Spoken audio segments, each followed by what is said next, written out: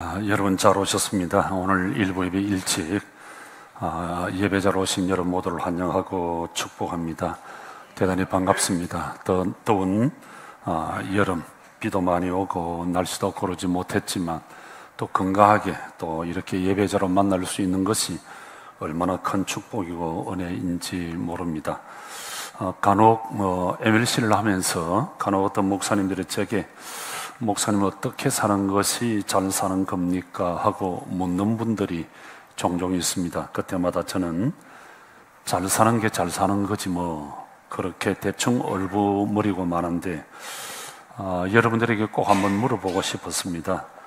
여러분 우리 성도가 이 세상에서 어떻게 사는 것이 잘 사는 것일까요? 여러분들은 어떻게 생각하십니까? 어떻게 사는 것이 잘 사는 것이라고 생각을 합니까? 내가 좋아하는 돈을 많이 벌어 모으는 것이 잘 사는 거다.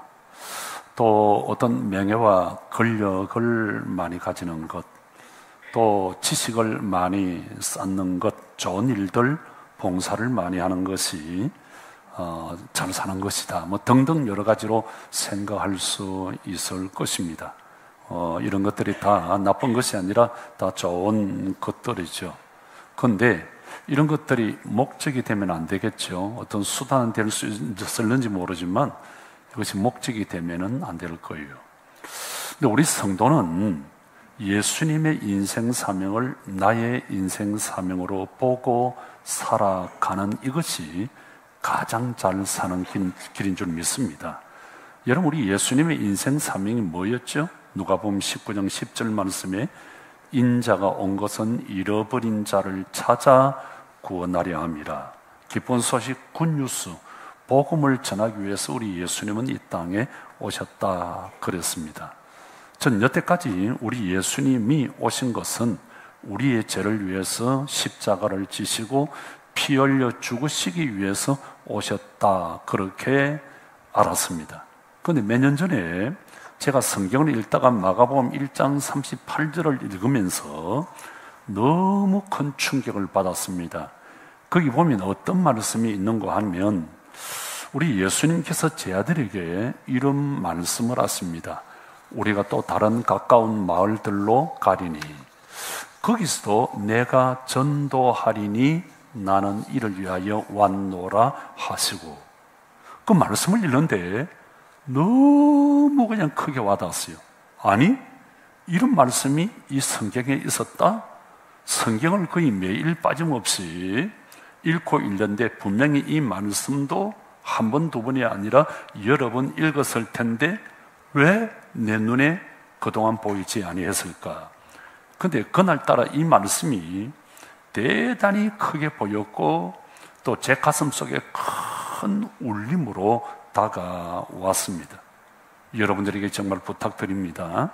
이 8월이 가기 전에, 이 여름이 가기 전에 꼭 한 영혼을 주님께로 인도해서 여러분 모두 교회 부흥의 주역이 되시고 주님의 기쁨이 간증이 될 수 있기를 주님의 이름으로 축복합니다. 여러분 우리 연결고리 교회가 이곳에 존재하는 목적은 5가지입니다.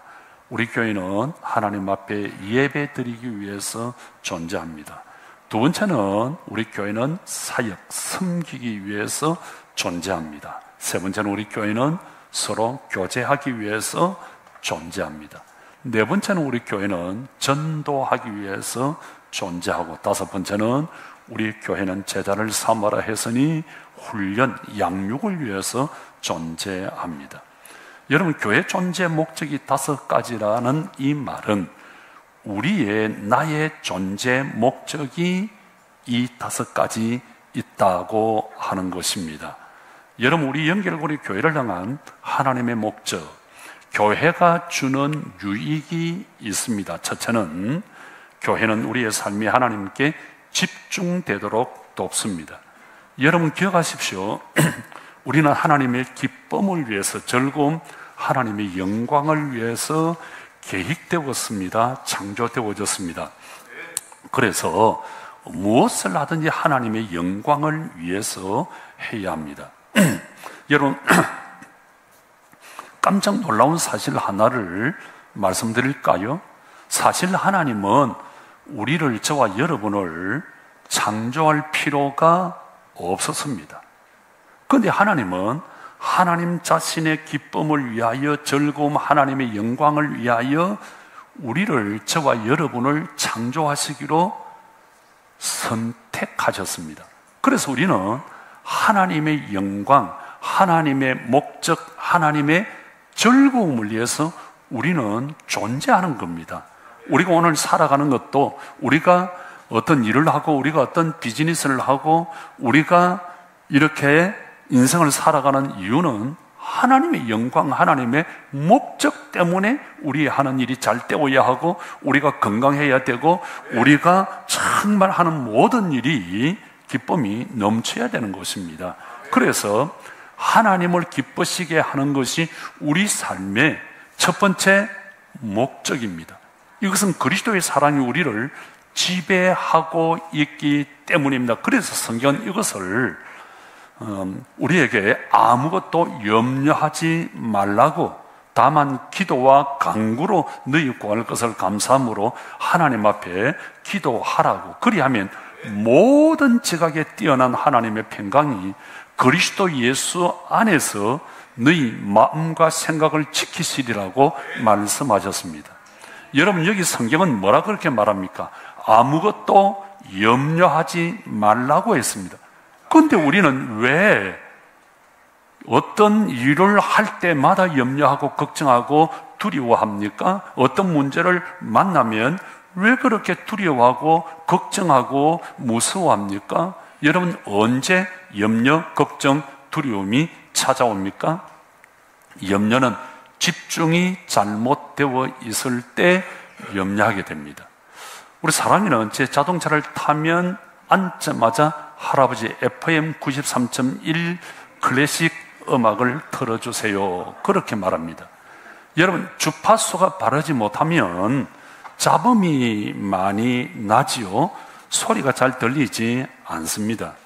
여러분, 우리가 하나님께 집중이 잘 되어 있지 아니하면 우리는 늘 불안하고 걱정하게 되고 두려워 떠는 것입니다. 저는 굉장히 성격이 예민한, 좀 보기보다 여러분들이 볼 때는 우리 목사님은 예성적이고 막 그럴 거야, 그렇게 생각하는데, 제가 굉장히 어머니 닮아서 굉장히 내성적이고 걱정과 고민, 생각을 많이 하는 거예요. 어떤 일을 만날 때마다 굉장히 걱정을 저는 굉장히 많이 합니다. 그래서 이 말씀을 준비하면서 저 자신을 보면서 솔직하게 제가 이 말씀이 한번 내어놓는 거예요. 왜 나는 걱정을 할까? 왜 나는 두려워할까? 우리 성도들이 아프다 그러면 기도하면 그 아픔이 내 아픔으로 막 너무 다가와서 너무너무 괴로운 거예요, 그게. 나는 왜 이렇게 교인들에게는 걱정하지 말라, 두려워하지 말라, 염려하지 말라고 하면서, 나는 왜 이렇게 기도하면서, 나는 왜 이렇게 목회를 하면서 이 아픔이 내 아픔인 것 같고, 그냥 내가 왜 이렇게 걱정하고 두려워하고 떨고 있을까? 내가 하나님께 집중이 잘못되어 있는 거구나.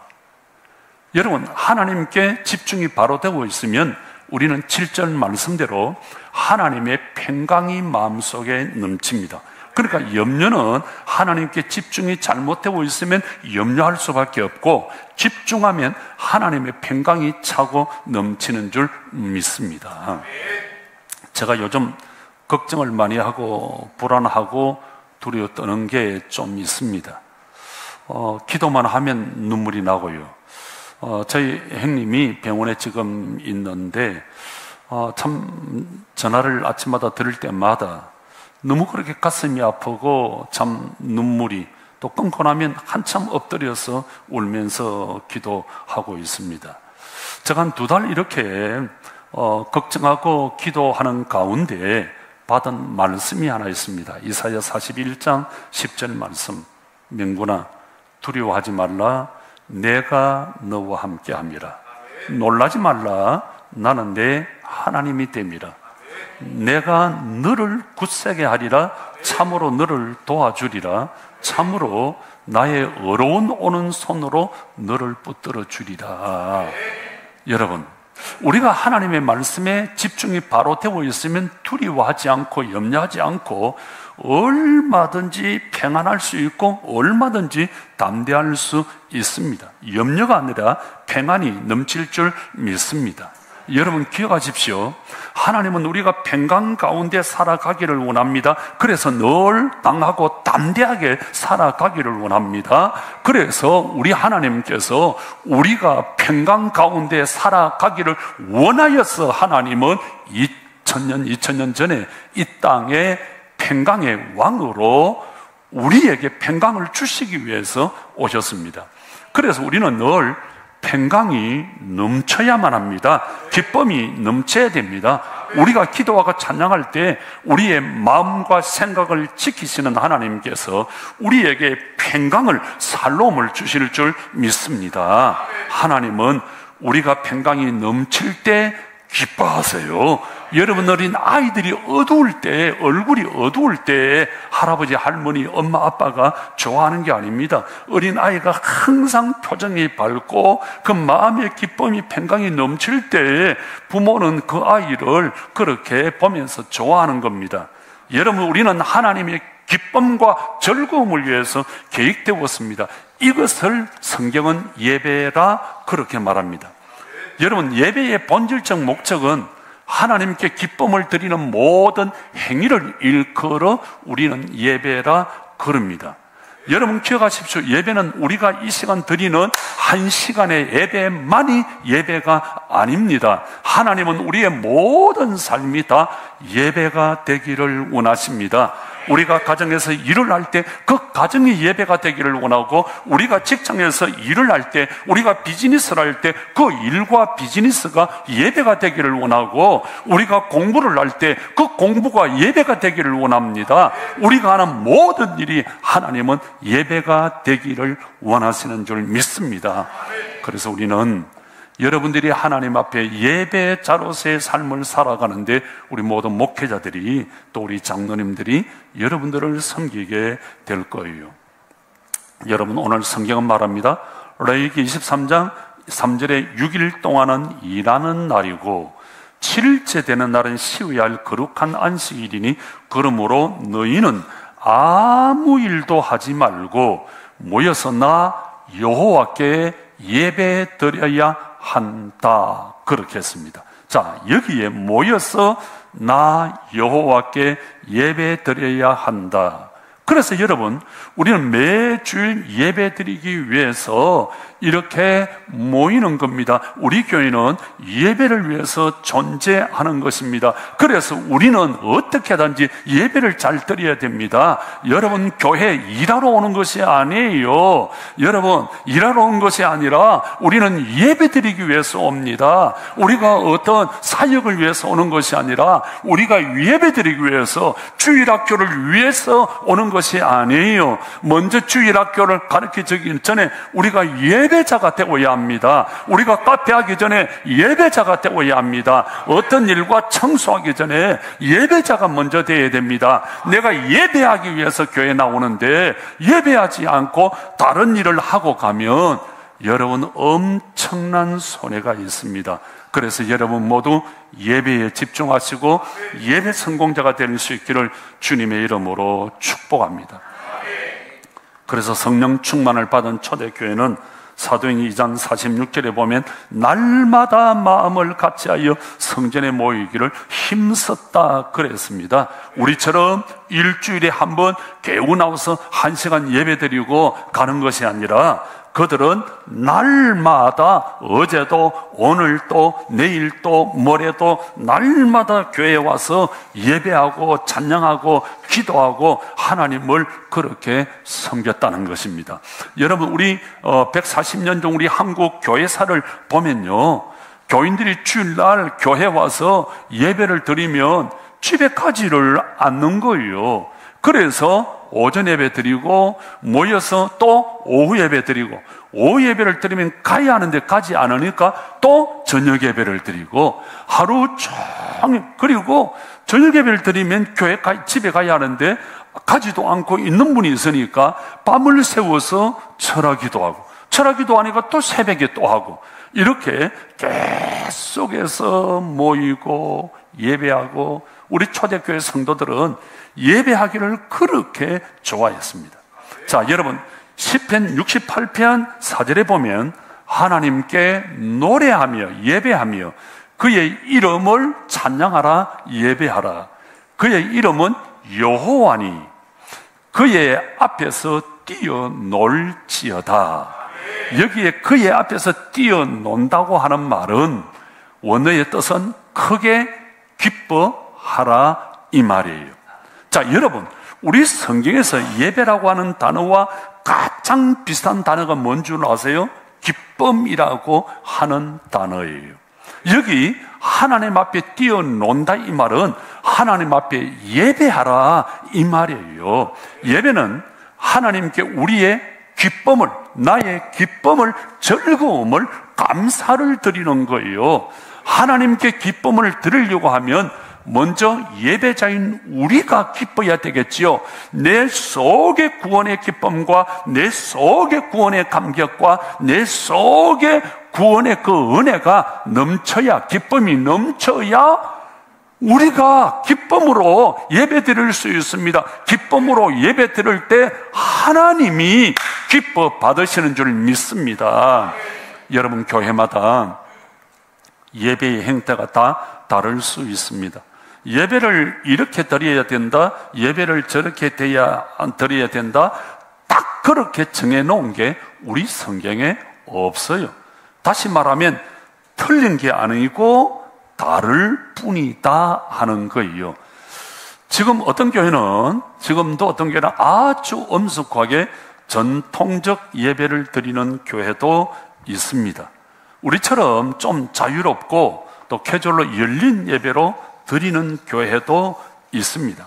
또 어떤 교회는 아주 열정적으로 예배를 드립니다. 제가 남미 집회를 많이 다녀보았는데 저기 브라질이나 파라과이, 저 아르헨티나 같은 남미의 사람들은 뛰고 솟고 열정적으로 예배를 드립니다.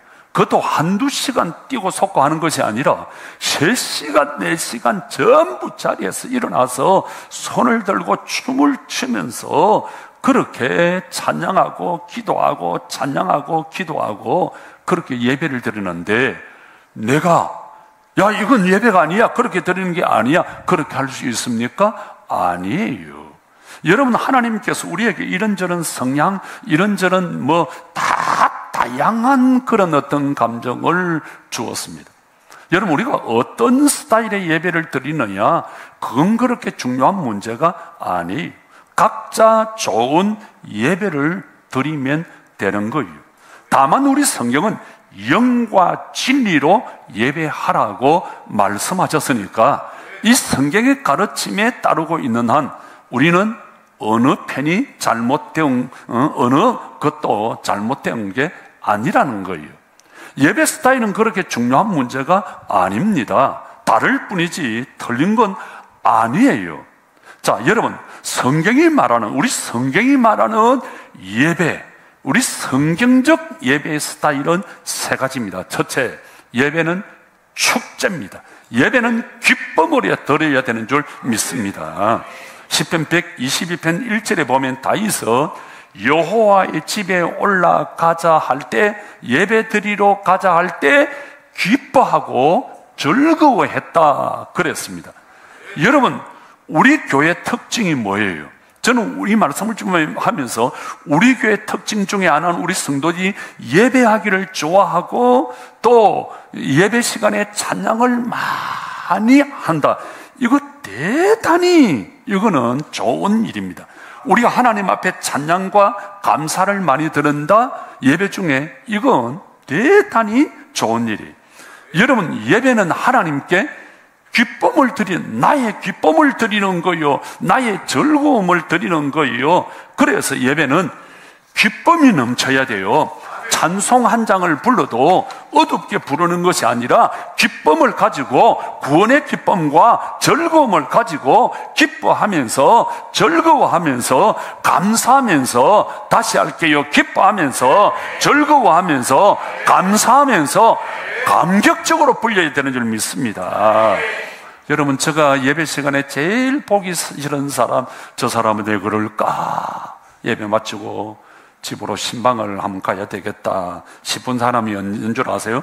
찬송을 부르면서 전혀 감각 없이 불러요. 우리 완주 집사님처럼 아멘, 할렐루야, 너무 아주, 저는 완주 집사님이 없으면은 그 가슴이 충한 거야. 오늘 좀 이 감동이 없겠다. 그 찬양 중에 말씀을 듣고 아멘 하답하는 그게 얼마나 좋아요, 얼마나 좋아요. 찬송을 부르면서 감동이 없다? 여러분, 이거 병원에 가야 돼요. 여러분, 유행가를 부르는 사람들 보세요. 세속적인 노래라고 하는 유행가를 부르는 사람들, BTS 방탄소년단 노래 부르는 거 보세요. 그냥 아무 얼굴에 변화도 없이 감동도 없어 딱 써가지고 이렇게 합니까? 그렇게 부르는 사람 하나도 없어요. 아이들 노래 부르는 걸 한번 보세요. 뛰고 쏘고 대가리 거꾸로 쳐박고 뱅글뱅글 돌고. 여러분, 임영웅이 노래 부르는 거 한번 보세요. 여러분, 나훈아 아저씨 노래 부르는 거 한번 보세요. 나훈아 태스행 부르는 거 한번 보세요. 인순이 그 노래 한번 열정적으로 노래하는데, 어제 뉴스가 저한테 하나 떴어요. 제가 저한테 하나 보내줬어요. 인순이가 미국에서 큰 상을 받게 된다는 거예요. 내가 보고 이야, 너무 감사, 이야 하고 노래 그 부르는 거 보세요. 여러분, 유행가를 부르는 사람도 그렇게 눈물 흘리면서 웃으면서 감동으로 부르는데, 구원의 기쁨과 즐거움과 감사가 있는 성도가 나를 구원해 주신 하나님 앞에 예배하고 찬양하는데, 우리가 그냥, 오늘 우리 찬양 보세요. 그 선곡이 얼마나, 저는 보면서 부르면서 이 선곡을 어떻게 저렇게 했을까? 우리 김난철 목사님은 음악을 전공한 건가? 음대 출신은 아닌 것 같은데, 하여튼 선곡을 할 때마다 저는 굉장히 놀래요.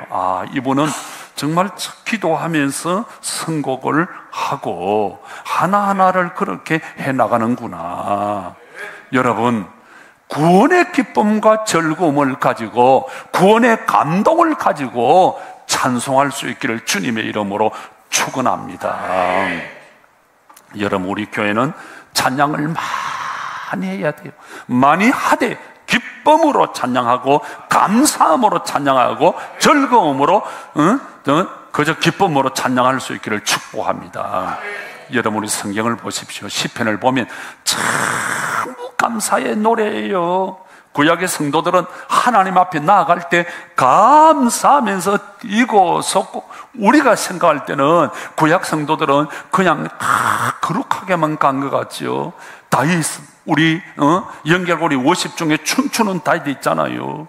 하나님 앞에 구원의 그 기쁨과 감사, 그래서 하나님 앞에 나아가면서 바지가 흘러내리는 것도 모를 정도로 그렇게 기뻐하고 좋아했다는 거예요. 매주일마다 좀 여러분의 바지가 좀 내려갔으면 좋을 것 같아요. 허리끈이 있으니까 안 내려가는 거예요. 그래서 기뻐하면서 즐거워하면서 감사하면서 나아갈 수 있기를 주님의 이름으로 축복합니다. 우리가 여러분 감사함으로 즐거움을 가지고 찬송하면 우리의 찬송 중에 하나님이 역사하시고 성령님이 역사하시고 기적이 일어나는 줄 믿습니다. 여러분, 사도행전 16장을 보세요. 바울과 실라가 복음을 전하다가 감옥에 들어갔습니다. 죽도록 얻어맞고 얼마나 아픈지 모릅니다. 억울하고 답답하잖아요. 나는 사도행전 16장을 보면서 내가 사도 바울과 실라다 생각하니까 너무 억울한 거예요. 답답한 거예요.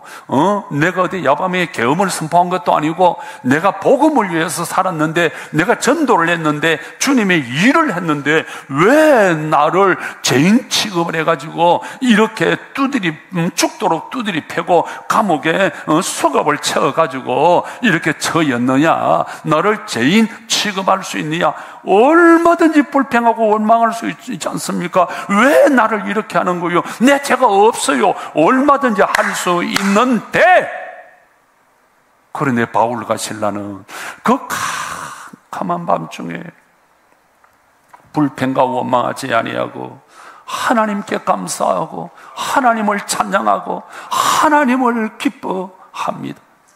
그래서 26절에 보면 놀라운 기적이 일어납니다. 갑자기 큰 지진이 나서 옥터가 움직이고 문이 다 열리고 창고가 다 맨 것이 다 풀어져. 여러분, 지금 내 마음대로 일이 잘 안 되고 있습니까? 여러분, 생각지도 않은 질병 때문에 아픔을 가지고 있습니까? 답답해요. 억울해요. 바울과 실라처럼 기쁨으로, 즐거움으로, 감사함으로 찬양할 수 있기를 축복합니다. 우리가 찬양하면 반드시 성령 하나님이 함께 하십니다. 하나님이 일하실 것입니다. 하나님의 기적이 일어날 것입니다. 모든 착고가 메인 것이 풀어질 줄 믿습니다. 우리 교회 정순호 집사님이란 분이 계세요. 그 집사님 몇 년 전에 평신도에 기도 이야기라는 책을 냈는데, 거기 보면 우리가 드리는 기도는 응답되지 않는 것이 없다. 정 집사님은 이런 이야기를 합니다. 인생을 살다 보면 사막을 만날 때가 있다. 사막 같은 길. 그때 우리는 사막에서 낭망하고 포기하는 것이 아니라 오아시스를 찾아야 된다. 오아시스를 건설해야 된다. 사막에서 오아시스를 건설하면 생명을 살리는 기도가 흘러나와야 된다. 오아시스를 건설한다는 말은 사막에서 그 인생의 사막을 만날 때 기도로 파야 기도를 해야 된다는 거예요. 그리해야 그 오아시스를 파는 거예요. 기도의 오아시스를 건설하면 내가 살고, 가족이 살고, 자녀가 살고, 직장이 살고, 비즈니스가 살고, 우리 모두가 살아나는 줄 믿습니다. 만약 사막을 만났는데 오아시스를 건설하지 못하고 있으면 나도 죽고 너도 죽고 민족이 다 죽는다고 하는 거예요. 여러분, 오늘 또 하나님은 사막에서 우리가 오아시스를 팔자를 찾고 있습니다. 여러분, 우리가 기도자가 되겠다고 주님 앞에 나오기만 하면, 우리가 찬송하겠다고, 예배하겠다고 주님 앞에 나오기만 하면 우리는 사막의 오아시스의 주인공이 될 수 있습니다.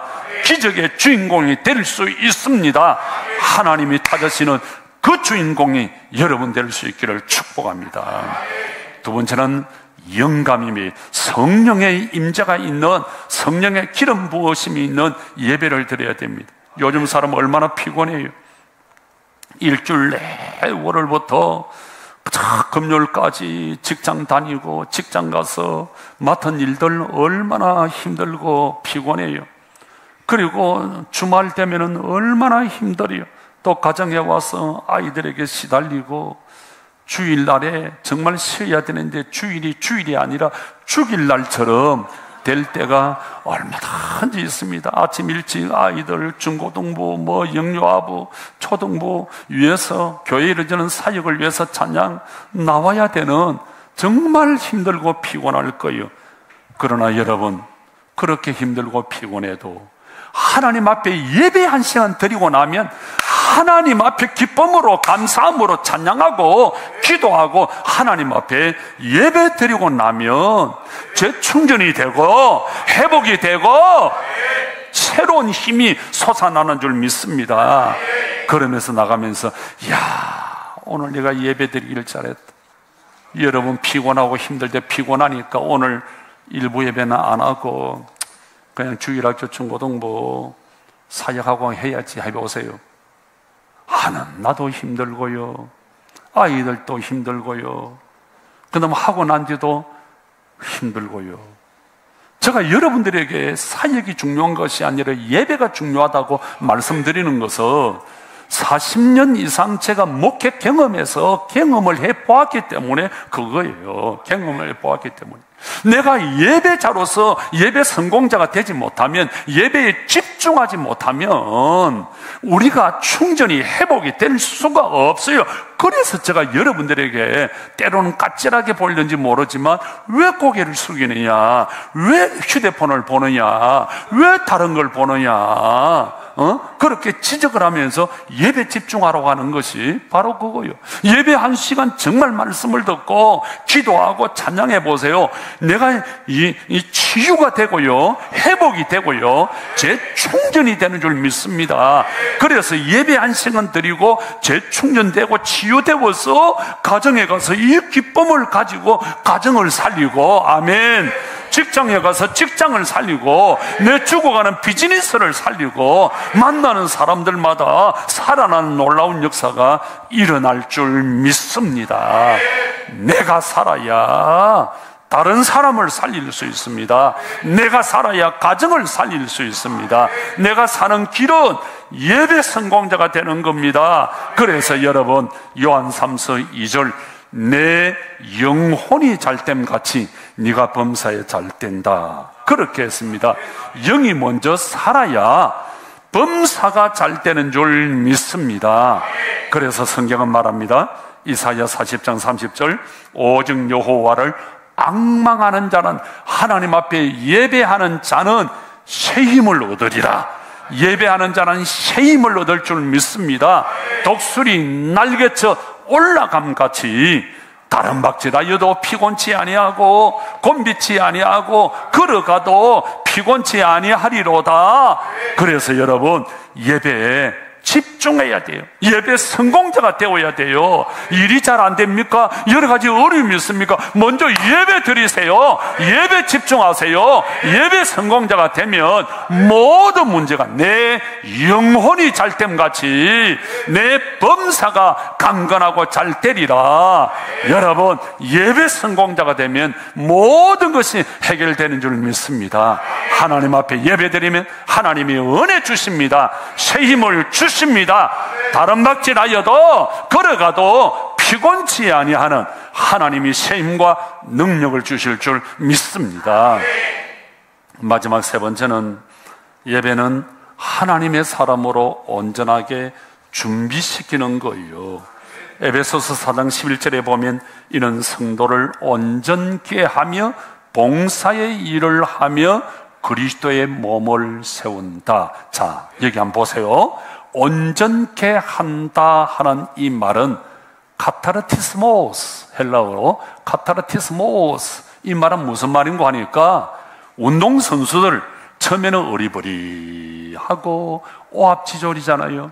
그 운동선수들을 선수답게 경기장에 뛸 수 있도록 만들기 위한 훈련을 시킬 때 쓰는 단어가 온전케 한다 하는 말이에요. 아마 오늘 2부 예배 시간에 올 건데, 저 어정부에서 오는 우리 교회 박동혁 집사님이라는 분이 계세요. 그분의 아들이 고인대 박온유인데 축구 선수예요. 미드필더를 뛰는 축구 선수인데, 전국 대회에서 1, 2, 3위 안으로 드는 팀이라고 하니까 대단히 잘 뛰는 선수이죠. 앞으로 국가대표 선수가 될 수 있도록 여러분이 기도 많이 해주시고요. 자, 경기장에 뛰는 선수가 그냥 몸빼 입고 뜁니까? 구두 신고 축구를 찹니까? 그 경기에 나가기 위해서는 카타르티스모스, 여러분, 강도 높은 훈련을 해야 됩니다. 그래서 감독이 원하는 선수가 될 때 너 이번 경기장에 나가서 뛰어, 그렇게 말합니다. 여러분 잘 보셔야 됩니다. 성도를 온전케 하며, 그 다음에 뭡니까? 봉사의 일을 하고 그리스도의 몸인 교회를 세운다. 무슨 말이죠? 아무나 교사할 수 있는 게 아니에요. 아무나 찬양할 수 있는 게 아니에요. 온전케 된 사람, 카타르티스모스, 감독이 원하는 사람으로 훈련받은 자가 봉사의 일, 교회를 섬기고 주님의 몸된 교회를 섬길 수 있다고 하는 거예요. 아무나 선수를 보냅니까? 아니에요. 여러분, 하나님께서 우리를 주일학교, 중고등부, 우리가 찬양, 섬기는, 방송실 섬기는 자로 세워주었어요. 우리는 온전케 하는, 카타르티스모스, 온전케 하는 자가 되어야 됩니다. 그래서 먼저 예배자가 되어야 됩니다. 먼저 내가 온전한 자가 되어야 합니다. 예배자로 준비되어져야 합니다. 그래서 늘 예배로 준비하고 기도하면서 나는 온전한 사람인가? 나는 하나님 보시기에 온전한 사람인가? 나를 감독이 믿고 경기장에 보내듯이 나를 믿고 하나님께서 예배자로, 나를 믿고 찬양자로, 나를 믿고 사역자로, 방송사역자로 나를 세울 수 있을 것인가? 늘 자신. 여러분 인생의 첫째 목적은 예배입니다. 우리는 예배를 위해서 창조되었고 예배를 위해서 존재합니다. 그래서 어떻게 하면 하나님이 받으시는 그 예배자가 될 수 있을까 고민하시고 하나님의 기쁨이 될 수 있기를 주님의 이름으로 축복합니다.